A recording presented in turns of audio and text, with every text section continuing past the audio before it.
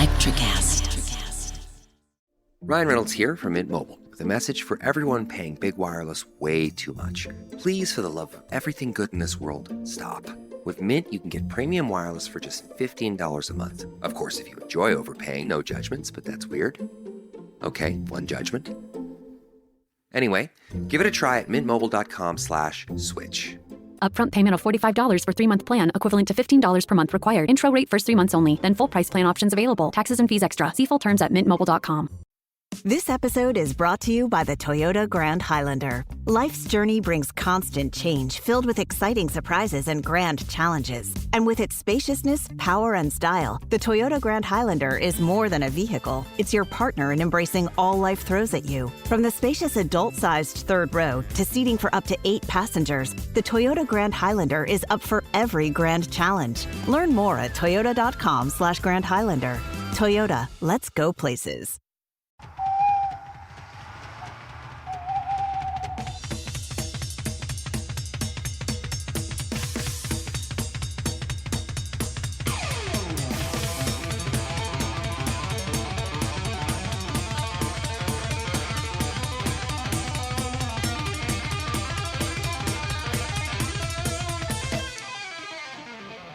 Welcome to Check My Oil, UFC 294.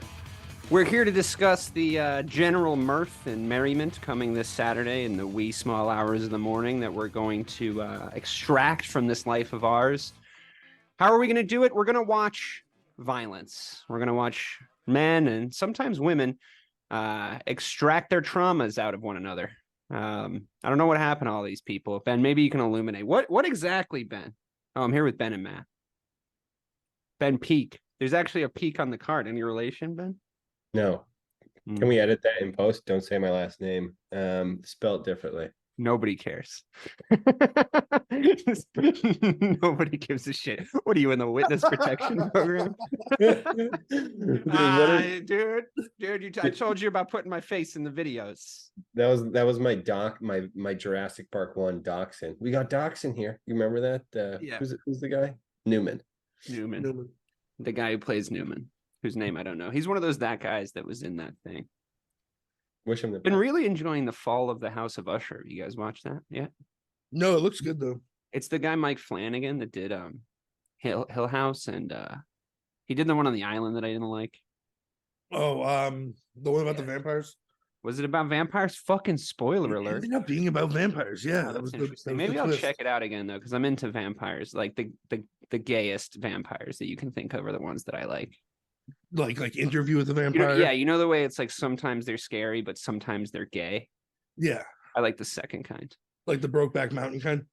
Why? That's just such a low hanging fruit reference, Matt. You're better than that. That was a vampire movie though. You know what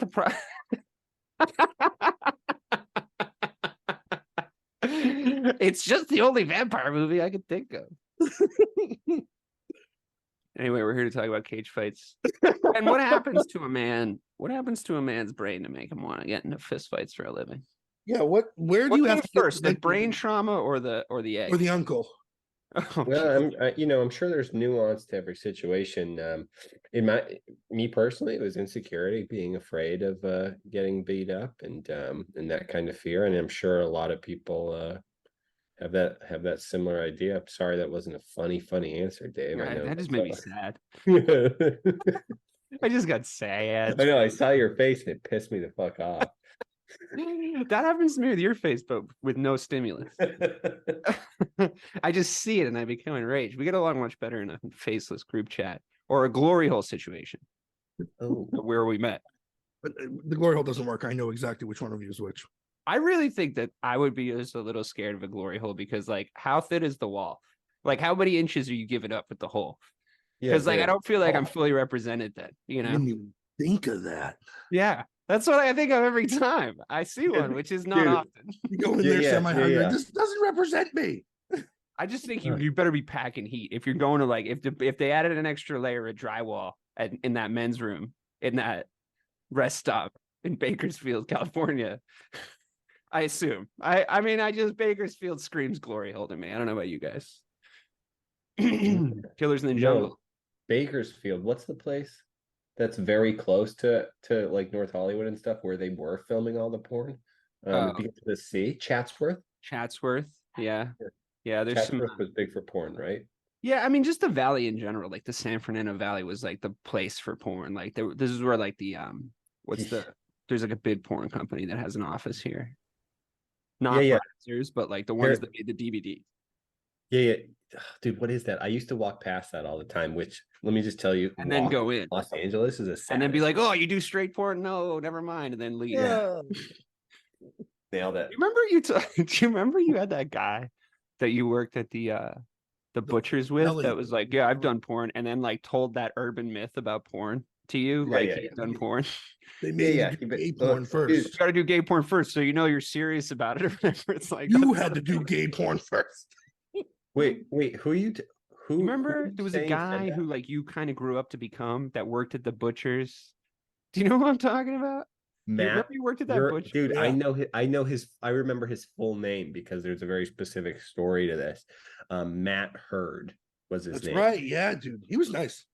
Dude, he was very nice. Hurd the Turd. Oh no. How did he earn that monocle? I don't dude, this moniker. I don't know what. I don't know.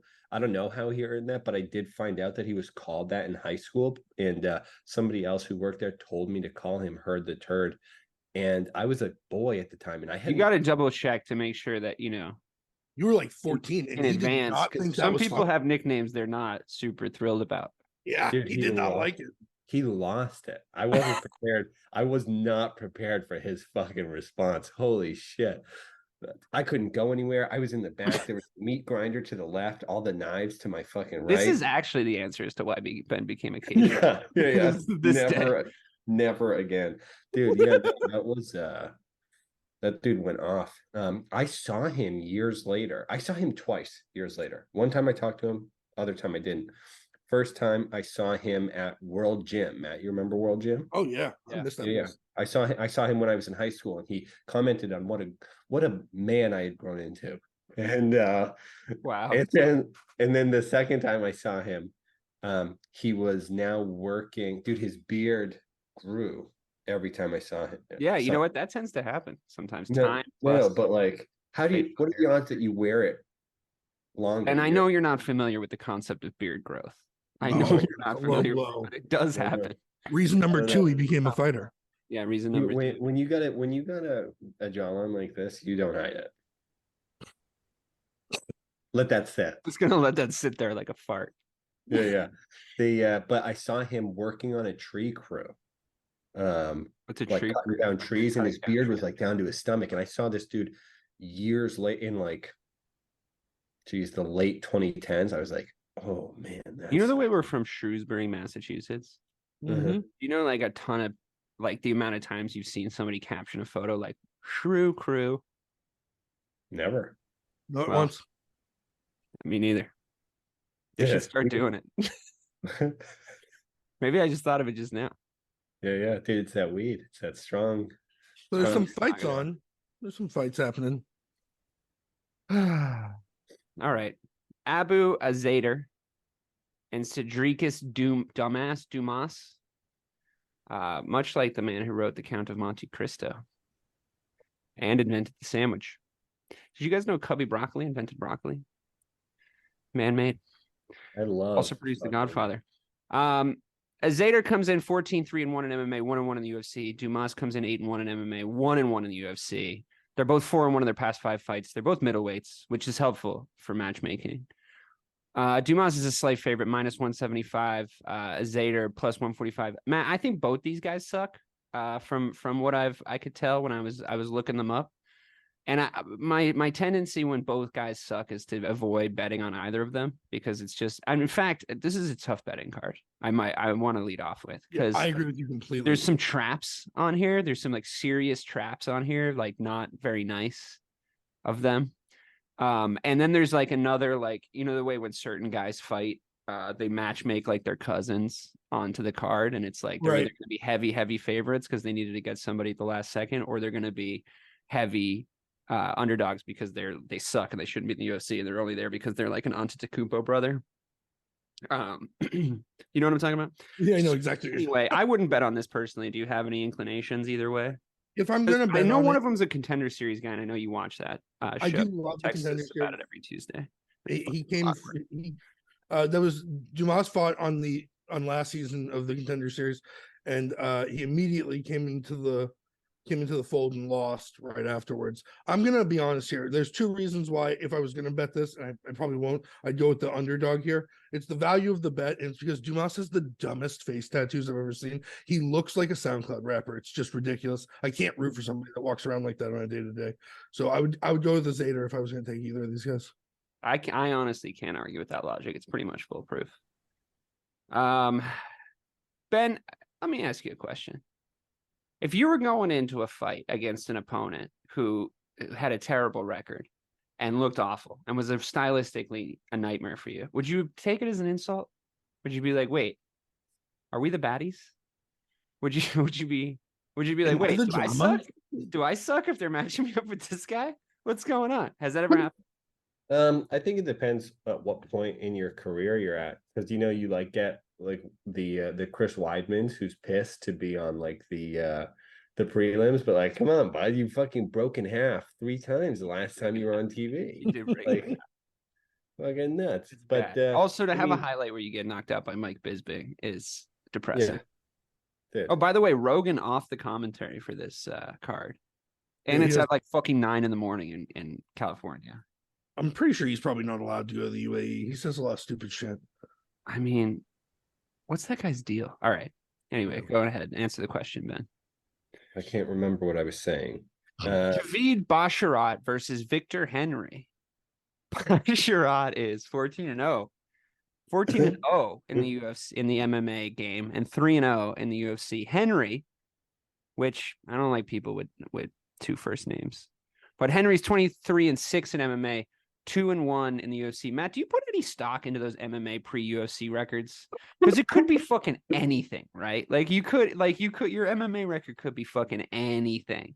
You could have fought on like crazy low-ranked cards, or is there Ben? Is there some sort of system where you have to like really record like actual victories, or can you really inflate this MMA record? Today, it seems like they've really got a handle on it, especially like I can't remember the name of the website, but Sure Dog and stuff like that. What'd you say? Yeah, Sure Dog. Sure Dog, and then there's another one. MMA Junkie. These guys go out. Geez, bud. These guys go out and they calm it down, man. They do some serious research, and they've turned up some abnormalities in the past. Interesting. MMA records, but back in the day, yeah, I mean, the thing to do was I fought a bunch of guys who had said they had never had fights before, and it was bullshit. But they were fucking bullshitting, which I think is kind of the opposite point of getting in UFC. Those guys want to bullshit and make it seem like they've had a bunch of fights or scary or something like that, which seems so stupid. The like, I've never fought before. Yeah, let's fight. Like that's an old boxing trick is they would keep guys in the amateurs for 120 fights, and they would just bring them down every weekend to the fucking to a random like boxing event, and they would just let them tool on everybody, and then as just for practice. And like Tyson, I remember telling him telling a story to me when we were hanging out once about like, what was his name, Kuzumato, bringing him to one of those, and he like protected him from all those guys because he could look at guys and be like, that guy's had like fucking 75 fights. Like there's no fucking way. He would look over at these like grown men when Tyson was like 13, and he would be like, yeah, no. So that's nice that he protected him. But yeah, I feel like that just seems silly to be like, yeah, 0-0, and it's like he's actually like 10-1. It's like, just tell everybody what your record is, so you're moving up at the appropriate level. I agree with you, at least in this. Matt, I think this is a bad style matchup for Henry, for Hank. I think Basharat might be a decent parlay situation. I absolutely agree. Basharat is an up and coming kind of star out of the Middle East as well. He is well known in other leagues. Just like Ben was saying, I think where you're coming from also matters. When you've got a guy like Henry who's been floating around these under divisions and under leagues, Is it like America, regional circuit or I don't know where he's been fighting. I know the last one he did was Octagon. That's nothing to pay attention to. But Basharat's kind of an animal, and I think he's gonna. I honestly think if you're gonna bet it here, I would bet it for this not to go the distance, even at the 135 weight. Not to go the distance at 135, because I was gonna say a decision win for him might be a good method of victory bet because they're tinies. I think he's gonna pepper him. I think he's gonna end the fight early. You know, like the lower down in the cards with the lower weight classes, like it's just I don't see a ton of finishes there these days. I just think in general there's a missing killer instinct lately. Like just I think since like something happened in the universe when Conor McGregor broke his leg and it shifted things and nobody has any finishing instincts anymore. I also think that I don't think the Apex helps with that. I think fighters feel more comfortable getting a win in the Apex, whereas when you're in an arena, I think your opponent's jacked up on adrenaline too. So I feel like it's easier to get knocked out in front of 20,000 screaming fans as well. Everyone's more comfortable in the Apex. That's a good point. You're right. Yeah, it's too much like the Apex. I don't know why we haven't gone back to like just even the smaller arenas. Like I wonder what it must be a money thing. It must be a cost benefit analysis situation. Because like I don't enjoy the Apex. Like I liked it when they came back, you know, because obviously COVID was never this fucking guy. COVID was never you know, there was no sports on. So I liked the Apex when they came back, but now it's like put a crowd in there. You can sell out a show a weekend in Vegas, you know. They could sell out any place they want any weekend with the talent. Las Vegas. I do think it would be cool to put an event in the Sphere. Have you guys seen the Sphere? I don't know if you saw, but Dana was losing his mind saying he's going to put on the greatest combat show ever. What do you put on the? Have you seen the videos of like what that like U2 concert looked like? It was unbelievable. It looks pretty cool.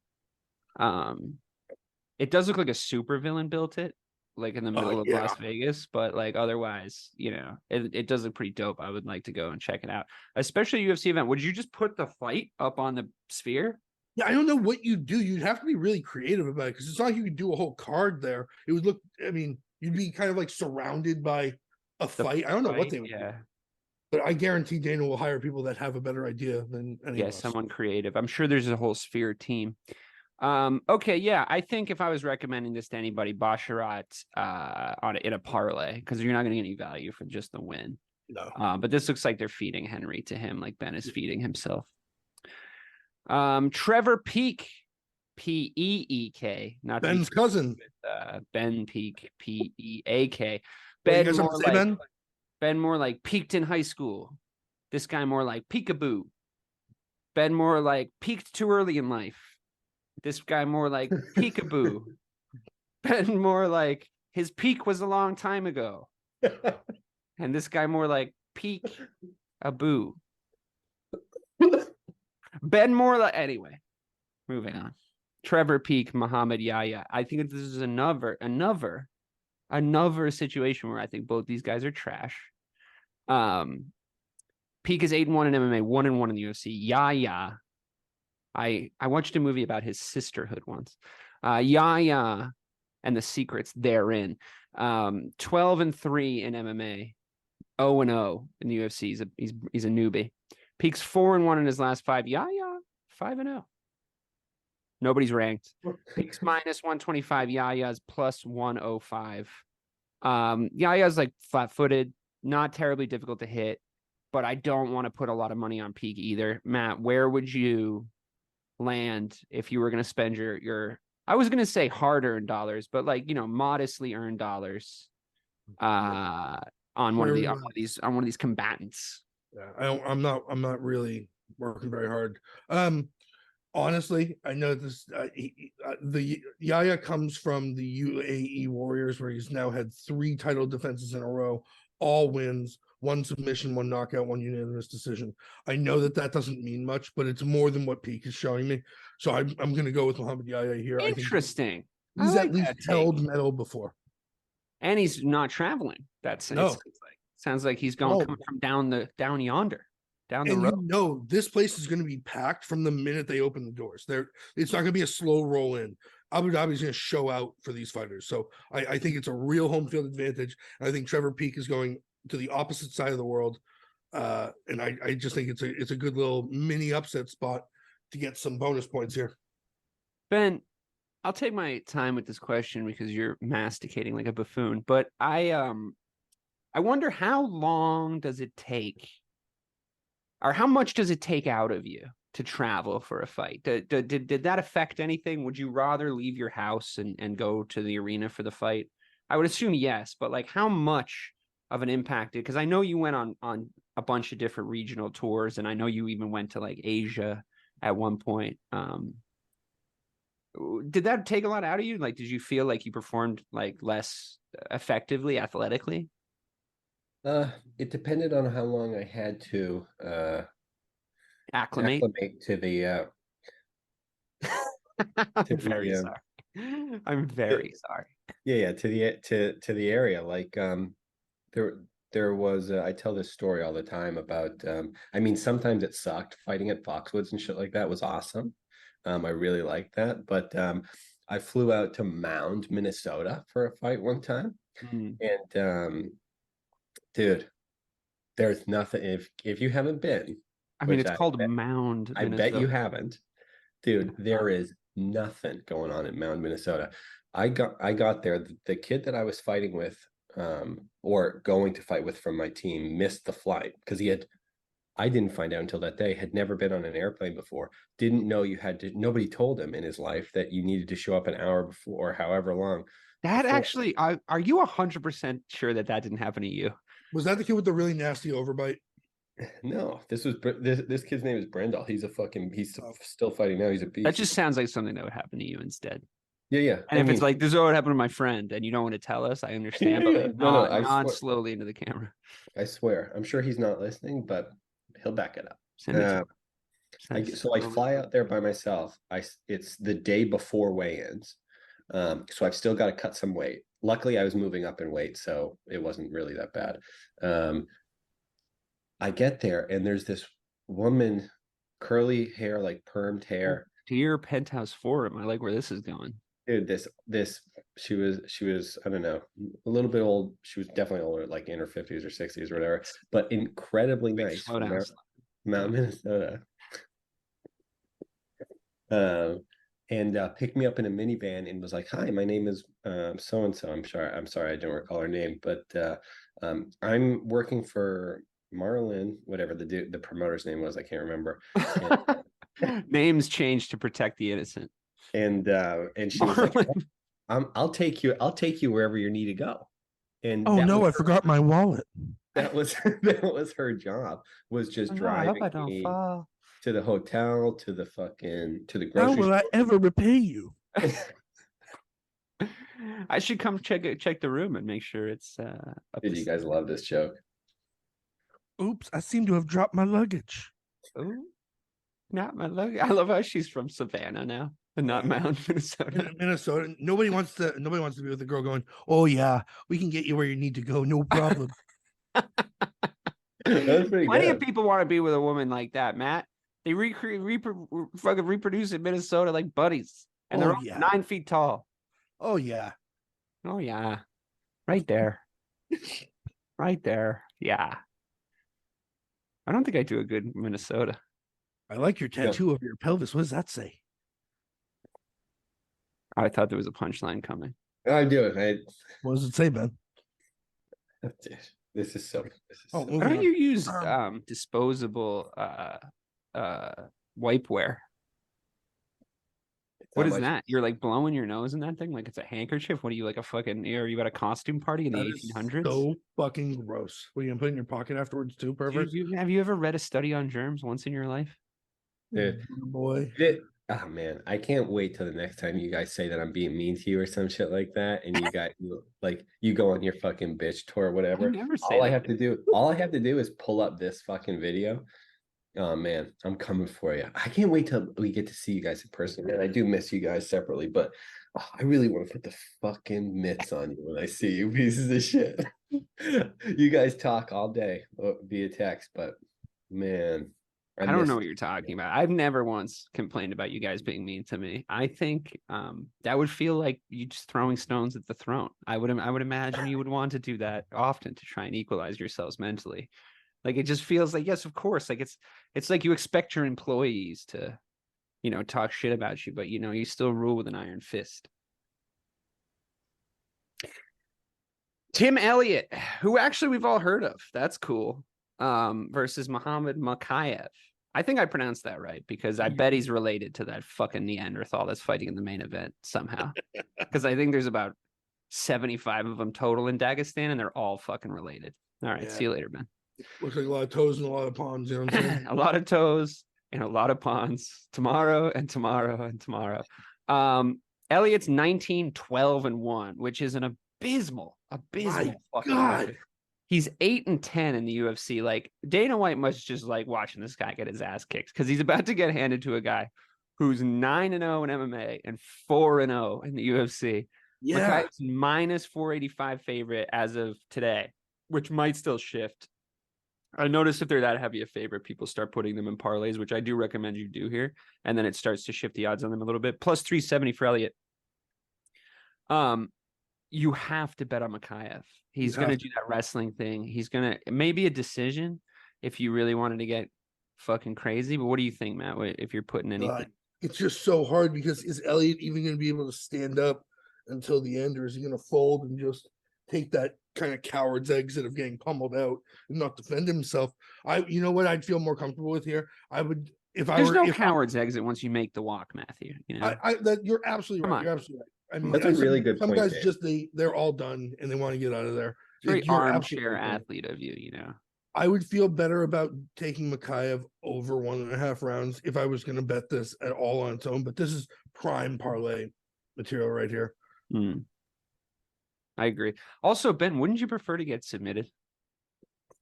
Then knocked out? Yeah, or then just pummeled until the referee stops it? I mean, yeah, those situations kind of suck. I've never been stopped in that way, so I can't really speak from experience. Just doctor stoppages, right? Yeah. Because you won't stop bleeding all over everybody. Yeah, that was a bummer. Or then one time you got kicked in the nuts, I remember, and they stopped it. Or no, they made you keep going. Yeah. That sucked. I hated that. They made you keep fucking going after you took a really hard shot to the nuts, and it was like a bad one, and you were different after that happened. You couldn't fucking shake it off. Yeah, dude. You've been different ever since that happened, actually. Your voice got higher pitched. Dude, I really like the way that you've been going with these. Like you're doing it tonight, bud. You're getting me. I'll be honest with you. I'm just gonna fucking pull back the curtain here. This card blows. It's at like 9 a.m. and I'm just trying to make the show last.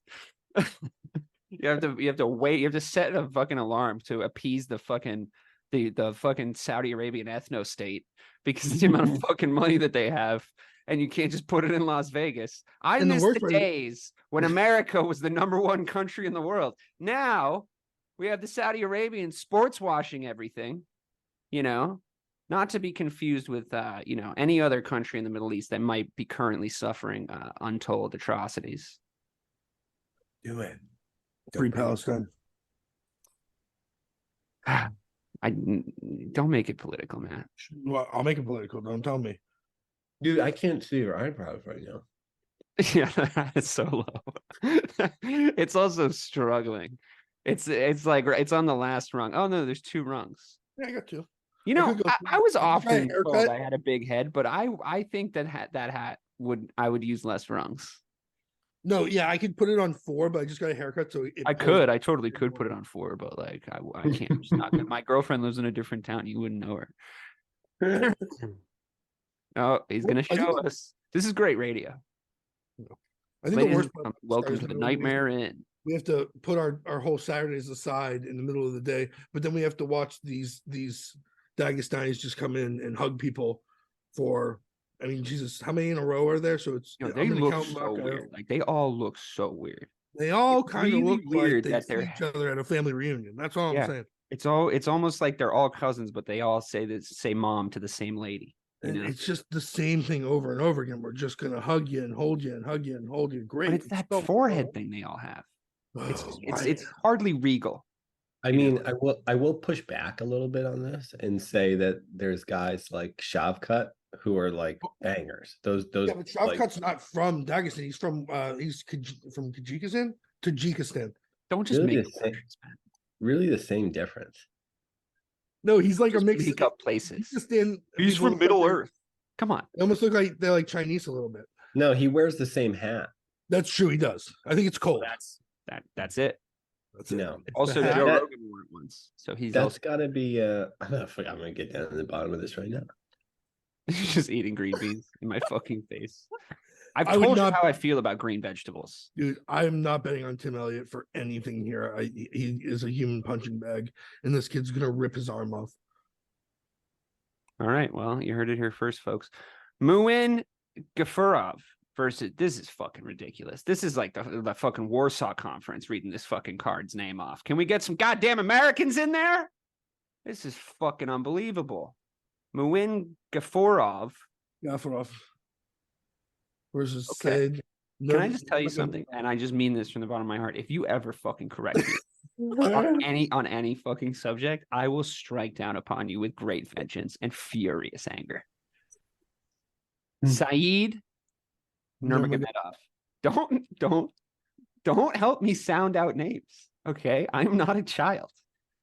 I am the host of this moderately successful podcast. And I will not be besmirched. Not by the likes of you. This podcast is not successful. I said moderately. What? Moderately successful. We're in a nice percentage bracket for our downloads. I wouldn't fly in the face of the downloads we have, sir. More people are listening to you than you think. I mean, not listening to you because they hear you say a few things and they stop listening to you, but they have to hear you in order to listen to me.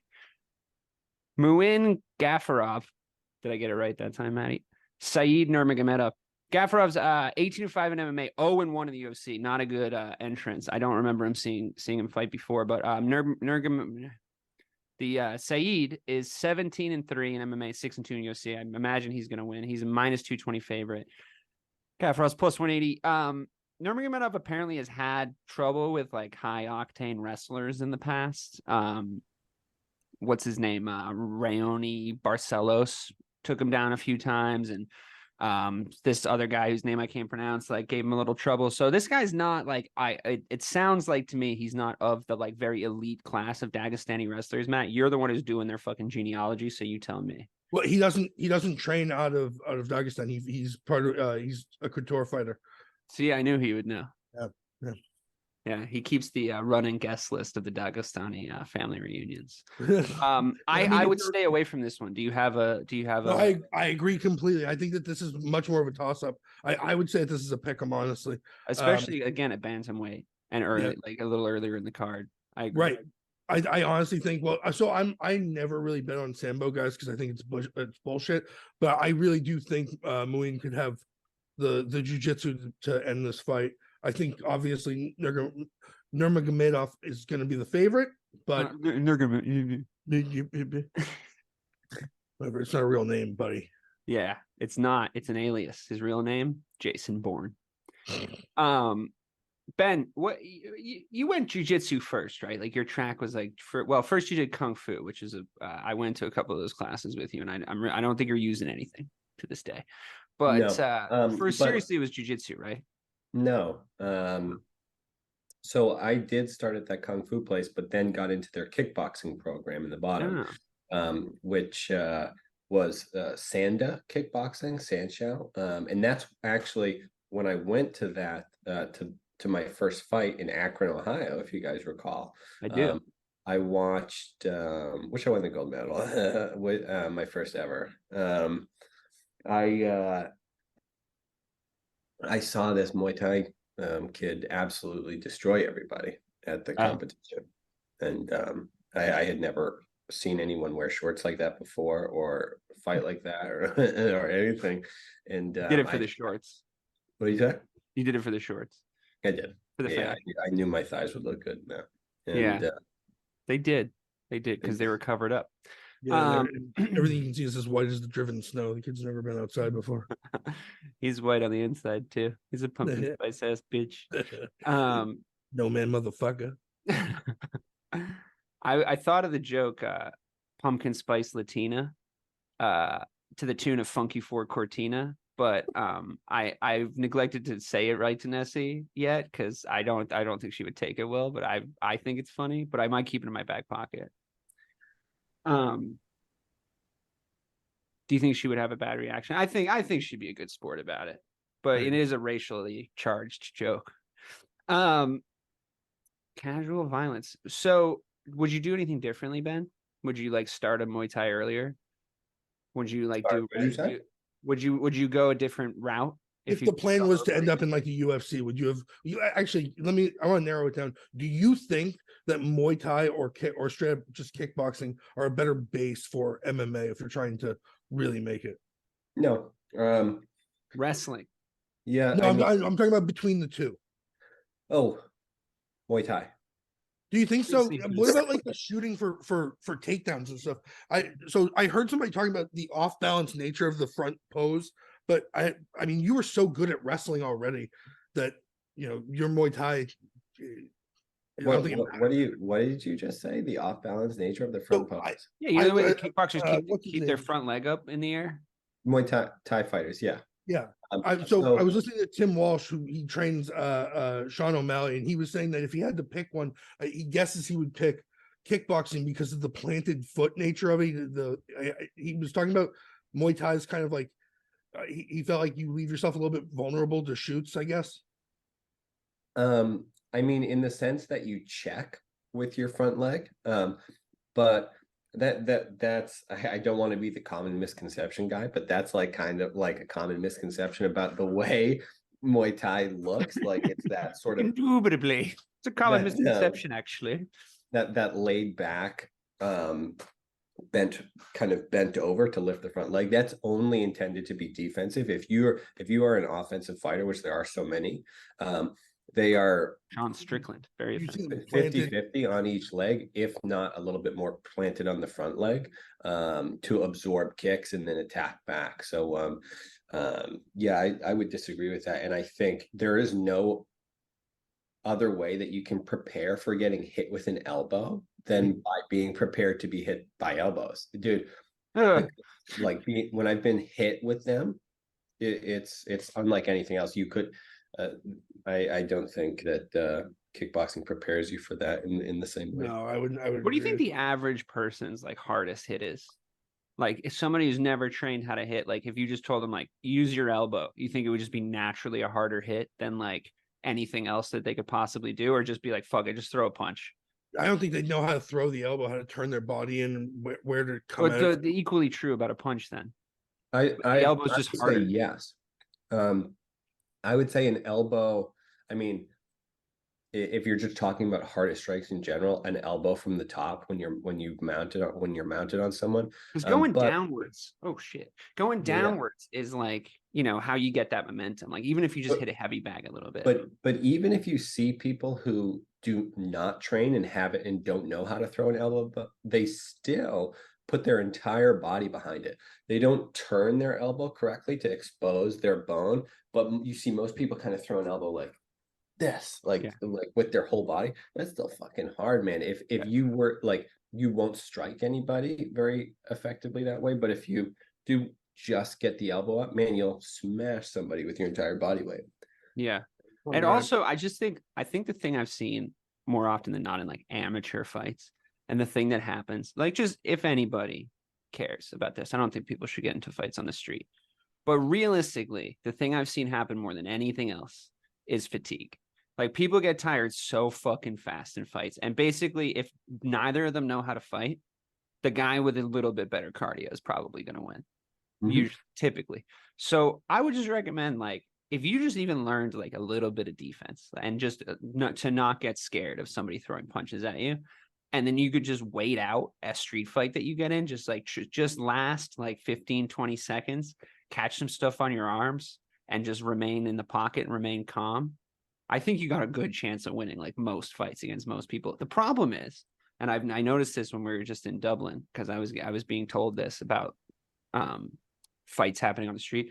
Everybody in Dublin thinks they're fucking Conor McGregor now after the rise of Conor McGregor. So they all went and trained MMA. There's a fucking MMA shop on every corner. So it's like, even then, you know, like they're probably not all great, but if you're just a regular guy walking down the street and they've done it for a month, you're probably fucked, right? Like there's a good chance like they've learned like 2 things that are gonna like be you, or just the ability, like Ben always said when we were kids, just the ability to not care when somebody's throwing a punch at your face and like not kind of react. Like most people don't have that quality built into themselves until they do it. Ikram Aliskerov. What? That, and if you can learn a leg kick, if you kick somebody in the leg when they're squaring up with you. But that's another like kickboxing or you know, so bad, MMA versus Muay Thai thing, because the Muay Thai kick is like the shin right above the thigh, right? That's what you're going for, shin bone above the thigh. But then there's like that little calf kick that everybody does now. I don't think that's helping you in a fucking street fight. If you kick a stranger in the calf, it first of all, it cramps. So if you do it right, but that takes a lot of technique. I think more like your amateur regular guy, just throw your shin bone above their thigh. I think that would be what I would recommend, as opposed to trying to like pinpoint a fucking point on their calf, right? It's a harder kick. It's a more difficult. I don't view the calf kick as trying to pinpoint a nerve or anything like that. I would say for off balancing someone in a street fight, like the lower to the farther away from the body you kick, like on their leg, the more off balance they're going to be. So you don't really want to try to kick them in the shin, which would probably fuck you up if you haven't trained before. But if you can just kick someone on the side of the leg, closer to the ankle, just a little bit higher up, it might just fall over. Right, because most people throw a punch like they're throwing a baseball or a football, so it's all forward pressing. Yeah. There's a few little tips you can like use to like help yourself. There's nothing has helped me more in my life than Ben telling me to just go straight down the pipe. And then that becoming an instinct, because no one sees that fucking coming. All of you oil checkers, 2 things you need to survive: mace and a rape whistle. Good luck. I have mace in my car. I do too. Just yeah. Well, I just read, someone told me there was something like obscure about the law in California when you mace somebody. It goes into something like self-defense as opposed to like, I don't know. I'm not a fucking lawyer. We don't have any lawyers here. So sometimes my fire sauce. Sometimes I go to Taco Bell and the fire sauce isn't enough, so I get. Remember when you tried to kill me with that fucking halal guy's sauce? Someone was like, "It's not that spicy. Just take a whole bite of it." Begged you to not put it on there. Ruined my evening. Genuinely ruined my evening. Shots. It is the hottest hot sauce. So someone's laughing her ass off on the couch. You know, like, you know how it's the hottest hot sauce? How I know it's the hottest hot sauce? I was having a conversation in a circle with a bunch of people. We may or may not have been doing drugs. And we were like talking about hot sauces. And I was like, nah, halal guys. And it was like the 3rd one mentioned. And everyone in the circle was like, oh yeah, fuck, that one is really pretty intense. It's so bad. Ben would not put that on any of his food because no. He's too smart for that. I bet hot sauce just tears right through him. My belly. I've got a sensitive belly. He's got a sensitive belly. Like all pretty girls. Like all pretty girls. He has a sensitive belly. Where were we? Ikram Aliskerov versus Warley Alves. Aliskerov's 14-1 in MMA, 1-0 in the UFC. Alves is 14-6 in MMA, 8-6 in the UFC. I think you can tell where this is going. Another extremely fucking one-sided affair. They are middleweights, the both of them, which does help with matchmaking. Aliskerov is minus 470, Alves plus 360. Might as well slap Aliskerov in a parlay. Alves has 1 win in the last 4 years. Didn't look particularly good in his 3 defeats. On top of that, he's moving up from 170. I would bet if either put this in a parlay, Matt, correct me if I'm wrong. Put this on a parlay or bet a finish inside the distance for a favorite here. Yeah, or if you've done well in the undercard, it might be fun. Fucking let it ride, baby. Throw just a little bit on Alves. He's such an underdog. If Aliskerov's kind of old to have his first fight in the UFC, he's 30 years old. He is a Khabib, understudy. But I mean, I would love to see. I really would love to see this kid rush in, screw up, get armbarred, and have to go home with his tail between his legs to get beat by Daddy back in Dagestan. But I mean, a smart money is put him in one of those big money parlays. But boy, oh boy, would that be great to see one of these guys fuck that up. Yeah. I mean, one of these big heavy favorites is going to lose, right? Like one of the big heavy favorites is gonna eat one of these. So. I think it's gonna be Ankalaev personally, but I would love to see this guy do it too. Yeah, so I mean, pick and choose carefully what you anchor your parlays with these heavy favorites. I only bet what you can lose. Ben, you ever gambled? You gambling, man? No, never. What's to stop somebody on the regional circuit betting on themselves or betting on their opponent and throwing the fight? Nothing, man. I mean, Well, aside from the fact that everybody in a regional fight is broke, and they don't have the money to bet, nothing. Much Go like ahead. UFC fighters, apparently. Yeah, that's really too bad. It is. Not to mention, it's not you're catching a sports book in Worcester, Massachusetts. The person That's true. That's true. You're hardly going to make DraftKings if you're fighting in a tent in a parking lot of a strip club. So everybody knows everybody too. Right, because really you need like somebody mobbed up to be like, take a dive in the fifth, kid. Take a dive in the fifth. Like not the guys who want to fuck up the VIG for. Yeah, the VIG. I know that. I've seen The Sopranos. Yeah, I mean, this is another heavy favorite middleweight. I'm kind of antsy to get to the Johnny Walker fight because I really, if there's any message delivered to any listeners of this podcast across the course of the time that we do it, never involve money and Johnny Walker in your life. And I mean that with both the drink and the fighter.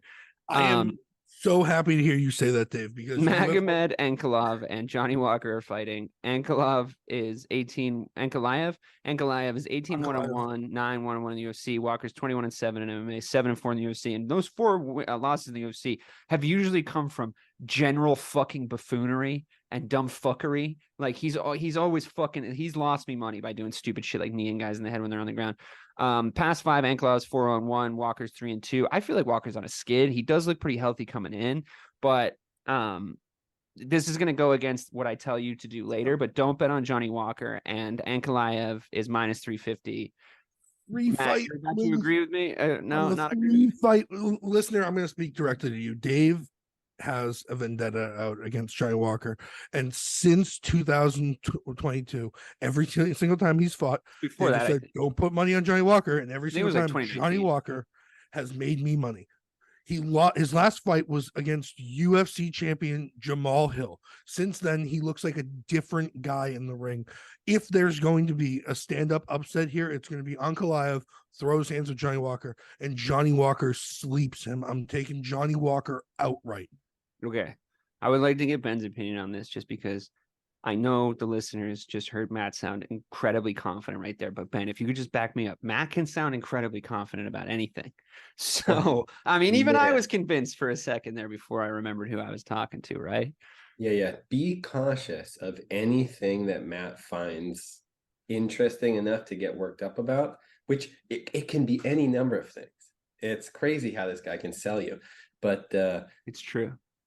Total bullshitter. It's true. It's true. Not with everything, but he just made me feel very confident in my later parlay that I completely flies in the face of what I was saying about Johnny Walker. But I'm actually, this is a fight I'm interested in seeing because I think both of these guys are really talented. I think if Johnny Walker wins this, it's the biggest win of his career. I think if Johnny Walker wins this, he's looking at a belt shot again. Middle light heavyweight belt. Yep. It is pretty fucking thin at light heavyweight. Up there, man. I'd be unsurprised, especially since everyone's like John Jones, like who makes the light heavyweight division suck, and then he leaves, and like no one cares. No one gives a shit anymore about light heavyweight. Nope. All right, we're gonna dedicate the last few minutes of this to the final 2 fights. Khamzat Chimaev and Kamaru Usman. Did Usman hurt his leg? Where is your conspiracy theories soul leaning here, Matt? Dude, he stayed in and he worked pads after he said whatever he said to. I thought he left right away. I heard he No, left. he didn't. He didn't. He stayed and worked pads. And then he came out with a video today saying, do you think if I felt a pop in my knee, I would have stayed and worked pads?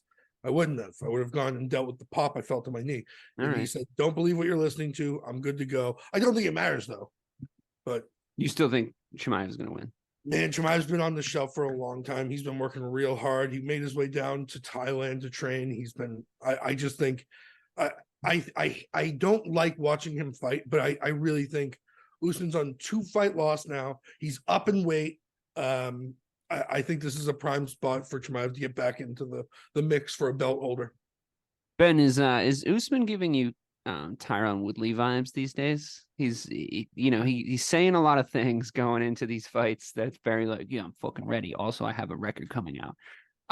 Dude. And then he just like walks backwards the entire time to like to into his own defeat. What do you think? What happens to your brain at that point? You're just collecting a paycheck, trying not to get hurt too bad. Yeah, I mean, it's got to differ person to person. Some guys get gun shy. I mean, getting put out like he did will change you. Yeah. So I've heard. And I'd like to mention Ben's never been knocked out. Yeah. No, I've been slammed a few times, but you can't tell. Yeah. But no, never been put out. RIP. I wish you the best, Usman. But that's got to change it. The guys come back gun shy. Woodley came back gun shy. And then you see all these videos that he's putting out of him dancing in his pajamas and stuff.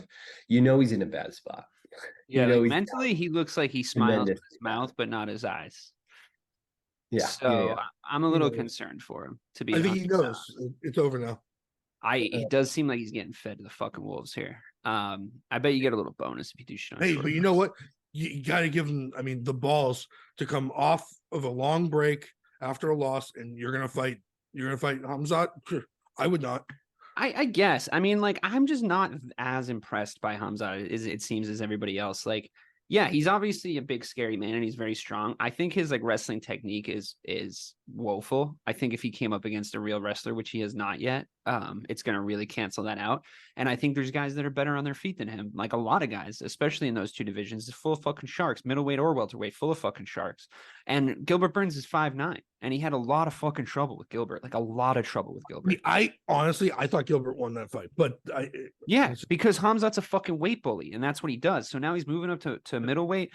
Usman's 5'9" also, and he also shares a lot of qualities with Gilbert Burns. Like the kind of frame that they have is very similar. They're both very squat. They're both very hard to take down, borderline impossible to take down in Usman's case, right? Like you're talking about a guy who's coming into this fight with one takedown recorded on him in the history of him fighting in mixed martial arts, and all of a sudden Hamzat's going to ragdoll him. I don't buy it, to be 100% honest with you. I don't think Hamzat is this fucking boogeyman.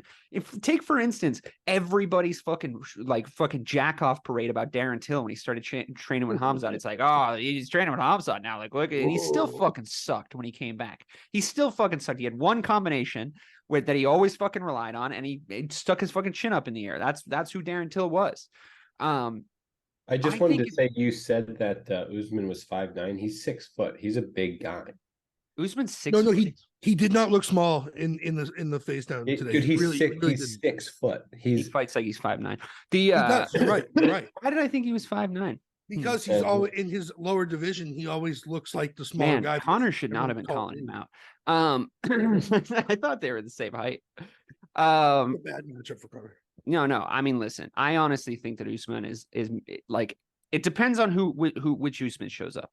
If he is mentally there and he has been staying ready and like that, he's just in shape and he's always in fight shape, and like he didn't need to cut, and like he could come in here. I just don't think that to say that Chimaev is a -300 favorite to me is fucking bananas, especially with the dominance that you saw Usman have over the course of his career. I do agree with Ben in the sense that like once you get put out like that, especially that high profile, especially after you've had that belt for so long and then don't come back with like a great performance after that, I agree. But like there's a lot of shackles off him coming into this fight.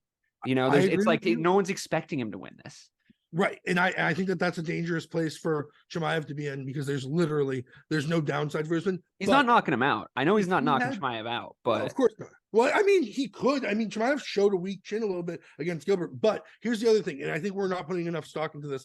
It's 2 weeks. He's in a 2-week fight camp against a very, very high intensity, high pace guy. That's a really good. If he had 2 months, I think he'd be plus 150. Just so you know, by the way, when we were talking about doing this show, and this was going to be Hamzat Chimaev versus Paulo Costa, I was preparing to come in here and tell you straight to your face with 100% confidence that Paulo Costa was going to fuck him up. I was going to agree with you. I was 100% sure that was what was going to happen, because it's like Paulo Costa is a true middleweight. Like he fights a fucking middleweight. Like Hamzat is like, oh, I finally have to move up. Like, dude, he's a tweener. He's a fucking tweener. It's the last place you want to be. Ben, back me up. You don't want to be a fucking tweener. You want to either be a fucking 6'2" middleweight, or you want to be a fucking, like a 6'2" welterweight that you cut down. You don't want to be the guy who's short but can't make the weight for the smaller divisions, right? There's always a weight. I mean, I will say, the few times that I did fight at heavier weight classes where I didn't have to cut weight, I felt fantastic physically because I didn't put myself through anything bad. However, man, can you feel the weight difference in one of those fights? Yeah. Man, if you're able to adapt your style, because I had to become much more elusive. I had to like not stand in the pocket and trade. I would hit, and then have to be moving laterally immediately. If you're able to adapt your style like that and you can make it work for you, then great. But because when you first started, you were skinny and tall for the divisions you were fighting in. I remember that very clearly. Like, you always had reach on guys. Mm-hmm. But I think as you get older, naturally, you're going to start to sort of see yourself mold into divisions where, like, you were saying when we first started doing the show, you were like, if I had to get off the couch right now, you'd have to fight at like light heavyweight, mm-hmm. And you used to fight at middleweight. So it's like, or lower. Yeah. Lightweight and featherweight. Yeah. So I mean, oh my God, cutting weight. I remember you doing Epsom salt baths in my basement. That was the worst. I remember you cutting weight in the apartment we had in that bathroom. Man, I don't miss Turning on the steam shower. I remember the worst. But so I also asked me to leave, which I thought was rude. Pull up your pants, Dave. Get out of here, Dave. It's just not nice. I gotta say this too, and I think it factors in for me. Usman did not look great at the press conference today. He lost a word battle with Khamzat Chimaev. He also lost the stare down, not for nothing. I know Ben says it doesn't mean anything, but he looked away totally first. Means. I mean, I'm speaking to the doctor of body language. You lost a word battle with Khamzat. Yeah, it's bad. All you'd have to do is sit there and go, "I'm sorry, what? What did you say?" That's all you'd have to do over and over again. The guy's got a hair lip over his bottom lip. It's true. It's true. He doesn't even have a hair lip. He has like a full head of hair lip. Brother. And I didn't spend 3.5 months at Hollywood Upstairs Medical School getting that doctorate in body language for nothing. All right. And I can tell by both of your body languages that you want me to move on to the next fight, which is Islam Makhachev versus Alexander Volkanovski. Makhachev 24-1 in MMA, 13-1 in the UFC. Volkanovski 26-2 in MMA, 13-1 in the UFC. That one loss in the UFC, obviously coming at the hands of his current opponent, Islam Makhachev, 5-0 in his past 5. Volkanovski 4-1. They're fighting at lightweight. Volk is the featherweight champion. I felt he won the last fight. I agree. I felt strongly that he won the last fight, and I feel like mentally,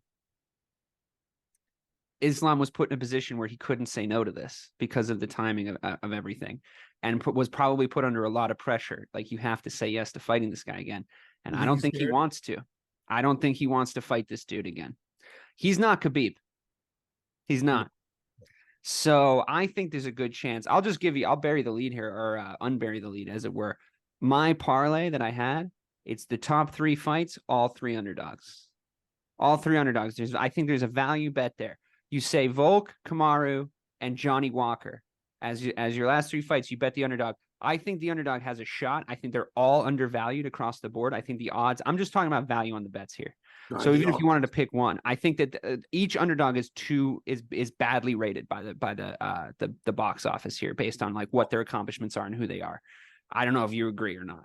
I agree with you completely, but it's based on the fact that they're both coming off the couch, right, for 2 weeks notice. Sure. If Volkanovski wins this fight off the couch 2 weeks notice, it's like the most heroic thing anyone's done in the history of the fucking promotion. Without that. How much does it factor in, Ben? Especially at their size. I mean, and how Volk is walking around. I know Matt was bullshitting in the fucking group text the other day. Like, he walks around at 794 pounds. No, but like realistically,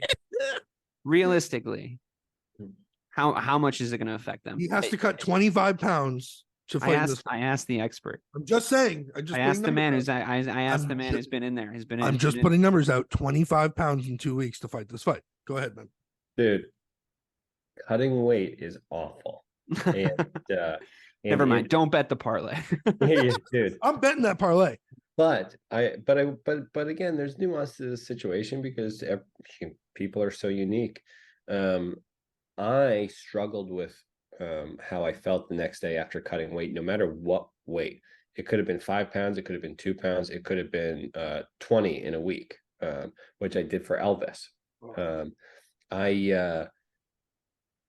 I feel awful the next day. It just doesn't feel like it bounces back. However, I have seen people who their physiology is different. They're able to bounce back. And they perform so well for cutting a ton of weight. I think it's up to the individual.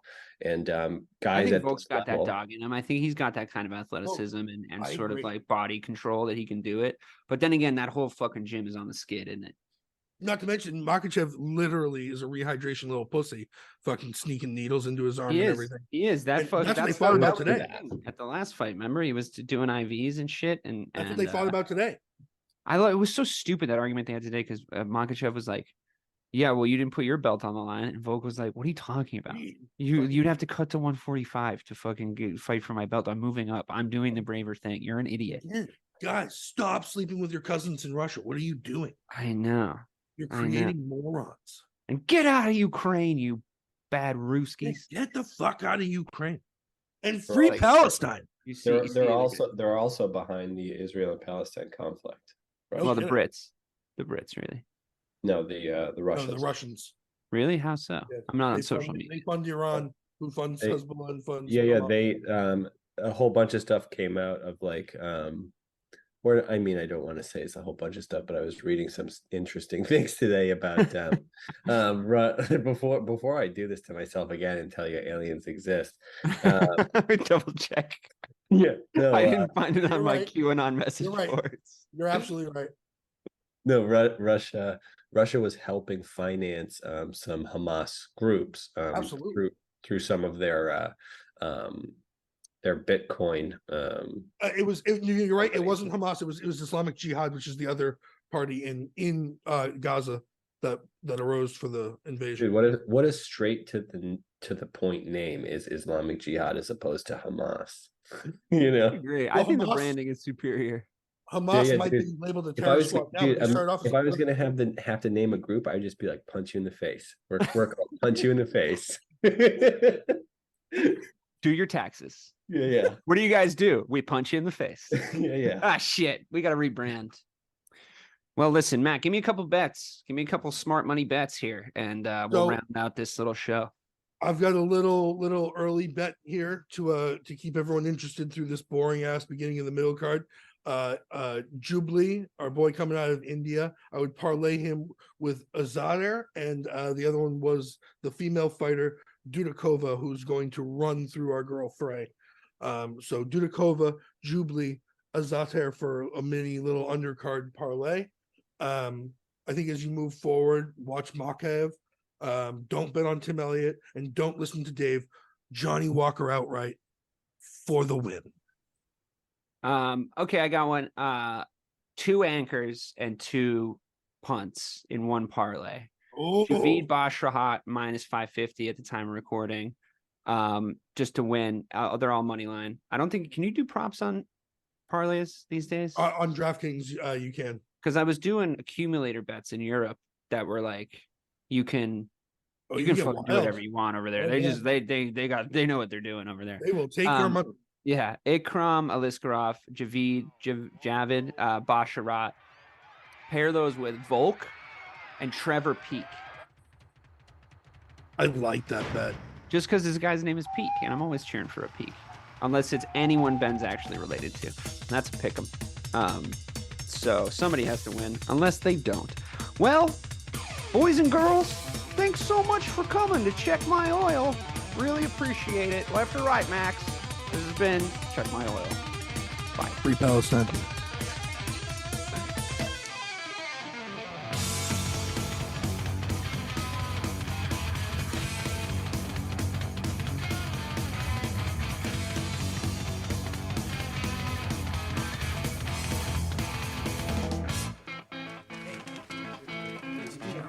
Oh, wow, man.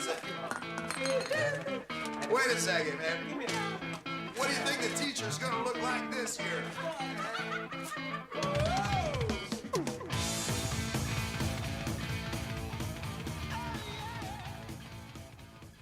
Hi, I'm Sherilyn Fenn from Twin Peaks. What did you do on your last Saturday night? Did you hear something? Toilet paper. There's none. Nada. The reserves have gone dry. People are hoarding it. I should have done that. They're all out of hand sanitizer at my Target. Mark, when did you last watch the news? We are getting reports of forced quarantines in China, Japan, and now Italy. You're cutting onions in half and putting them around your apartment. Yes, exactly. It kills the COVID. Excuse me? Let's go. Let's go. Get in. Vamos, rápido. Have you ever driven one of these? Never. I'll drive, ladies. I've got the keys. Excuse me, I'm lost. I'm looking for my wife. I got turned around. Join me, Eric Roberts, Jennifer Elise Cox, and Ed Asner for The Last Saturday Night, an Electrocast podcast. You'll love it. Electrocast. Electrocast.